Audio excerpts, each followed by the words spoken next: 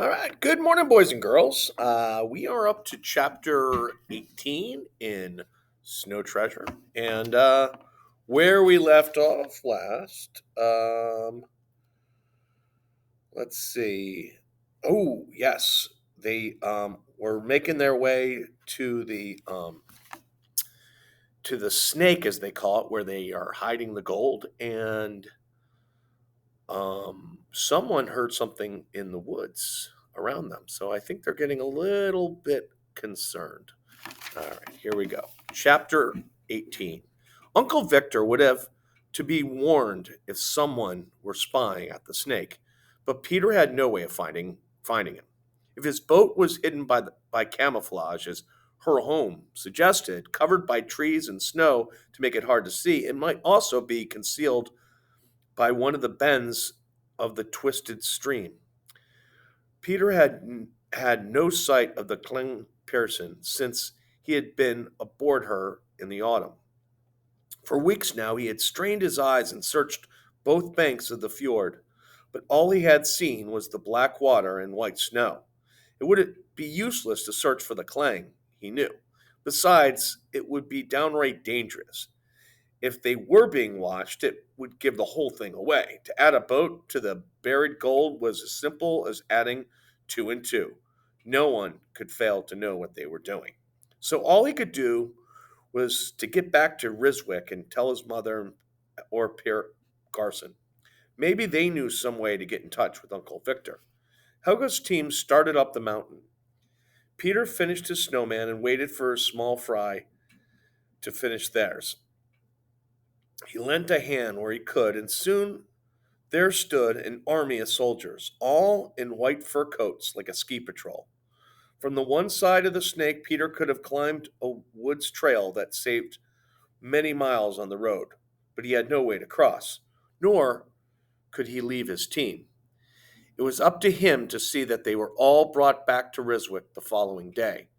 He was responsible that none of them said a single word to the Germans.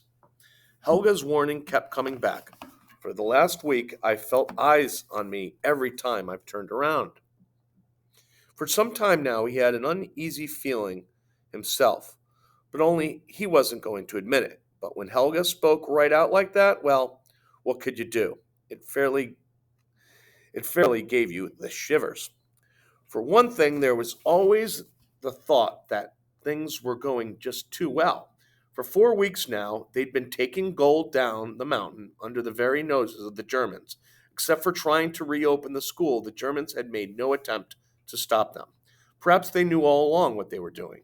Perhaps they were letting them have all the hard work of hauling 13 tons of gold down the mountain, only to find they were aiding the invaders. They were being left alone to do the work, and the Germans would step in and take the gold. If only he could talk to Uncle Victor. If he knew that the bricks were taken aboard the Clang Pearson every night. But they must be. For every time he returned to the snake, the soldiers were lying on the ground. Come on, everyone. Peter was impatient at the lagging team. We'll be caught if we don't hurry. The Germans had issued a new order called a curfew. None could be out after sunset. The long shadows of late afternoon made blue streaks on the woody sides of the mountain as the children dragged their sleds up its slope. Both borders of the road were heavily timbered, but there were stretches where the brush was less thick, and these were crisscrossed by ski trails. Following the blizzard, the Germans had adopted the custom of the country. They had taken to skiing. Some were clumsy, and the children, who could ski almost as good as they could walk, roared with laughter at their struggles. There was one fat lieutenant who spent most of the time on the seat of his pants, they said. He would start down the merest side of a hill to find himself sitting in the snow, his feet straight out in front of him. Lieutenant, sit down, they called him to themselves. But not all the Germans were as awkward as the big officer. A few could do a turn as gracefully as any Norwegian, though this was hotly debated by children and grown ups. Of course, some of them can ski, Peter had to admit, How do you think they got into our country? He asked Levisa. A lot of them came weeks ago by train in disguise. They brought their skis and pretended they'd come for winter sports. Then they learned all about us and our defenses. They showed the way to the ones who came by parachutes and by those who pretended to be sailors on freight boats. Tonight, they would have to run for it to be at the Holmes farm before sunset. Peter increased his pace and urged the team to hasten theirs.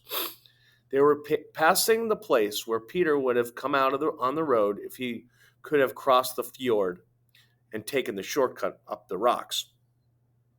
The trail went straight up for a time. When it reached a crest, it dipped down again to meet the road below. The wind had blown the dry snow off the branches of some of the pines. They looked black against the white of the forest. Out of the dark pines just ahead shot a German soldier on skis. Here we go. Chapter 19. We'll go through this one too. Chapter 19. So that was what Helga heard and saw at the snake. The Nazi soldier. There could be no mistake. The trail he had taken could have only come from the snake. From where he was, Peter could not see the soldier's face, but the cut of the uniform was unmistakable, and against its gray were the markings of his service corps. So they'd been spied on after all. Peter forgot to be afraid. He was only angry and sorry. To think that all their hard work had been for nothing. Just now he was so tired he could barely make his feet move ahead. And what he tried for that night and this night and every night. For the Germans who came in and took their country and said what they must do and not do and what time they must be in their homes at night. Well, Peter resolved they weren't going to have the gold. Not if there was still a chance to save it. Uncle Victor would certainly have to be warned. But how? To find him at night would be impossible when Peter couldn't even find him in the daytime. He could leave his team at the Holmes' care that night, but to go back to the snake to look for his uncle was out of the question. There was the curfew, for one thing, and Peter was so tired he could have lain right down in the snow and slept. Perhaps her home could help him.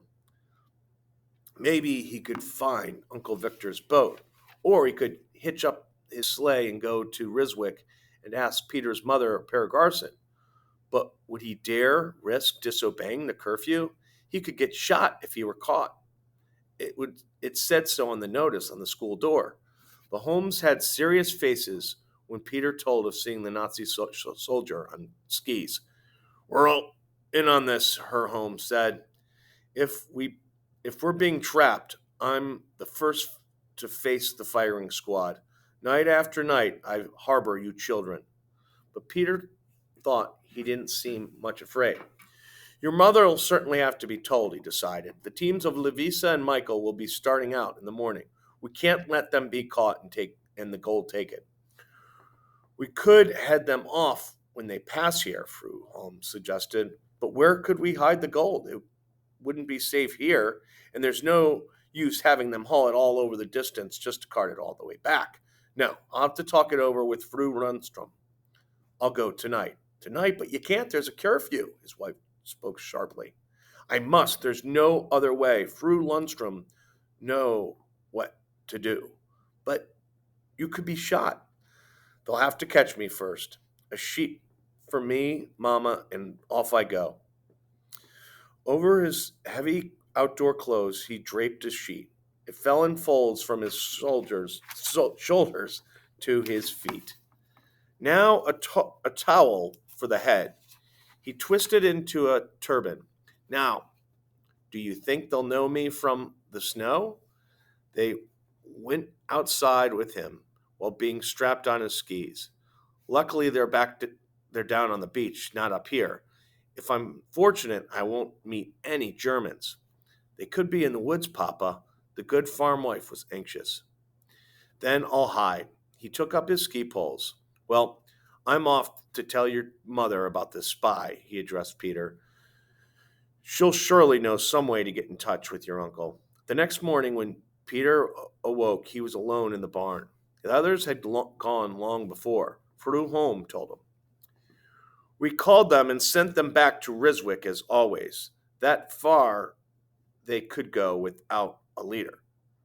But why was I allowed to sleep? Peter wanted to know. Papa brought word from your mother you were to stay here until she comes. We did not call you because you seem so tired and she won't be here until afternoon. Then her home got through all right? They'd have to be smart to catch that slippery Norseman, she boasted. He was at your mother's and back before midnight. Peter sighed in relief. So the Germans and their old curfew didn't mean much, after all. But if he had been caught, Peter shuddered, the penalty was posted on the school door. Why am I to wait for Mother? He asked. She's going to look for your Uncle Victor. You're to go along in case we need to get in touch with him again. Papa and your mama and Pierre Garson thought it best for you to go. So he would have to go back to the Snake that very day and maybe face the commandant, who wanted to make him his servant. Well, it didn't matter. Her home was safe, and Uncle Victor would be warned. That was all that counted. It was 1 o'clock when a bobsled turned into the farmyard. Pulling it was Peter's mother, and on it sat Bunny and 2 other small children. Bunny smiled all the way over to see his brother in this strange place. Peter, his mother greeted him, I'm glad you had a nice long rest. But how are you going to find Uncle Victor? He asked. I have a chart of the Snake right here, she tapped on her pocket. The Cheng Pearsons marked with the cross. The Clang Pearsons marked with a cross. Uncle Victor left it in case we needed to know. You'll have to walk when you reach the beach, Peter warned. I don't know if these little fellows can walk all that distance. Then I'll pull them. I meant to, anyway, for the looks of it. Peter, tomorrow and the next day, Mrs. Berg and Mrs. Olson and some of the others are going to go down and take the babies. Peter understood. Anything to throw the Germans off the scent. For unless the spies already knew something, no one would look for anything out of the order from a woman with a sled load of children. We can carry a little gold too, his mother said. Every bit counts, and this snow isn't going to last forever. All right, that leads us to chapter 20, which we will do next time. All right. Oh, here's a picture, something that we will be seeing next. And that is, see this guy over here? He's doing the Nazi salute. So this is a little sneak preview of what we're going to see tomorrow. All right. Until next time, boys and girls, have a great day.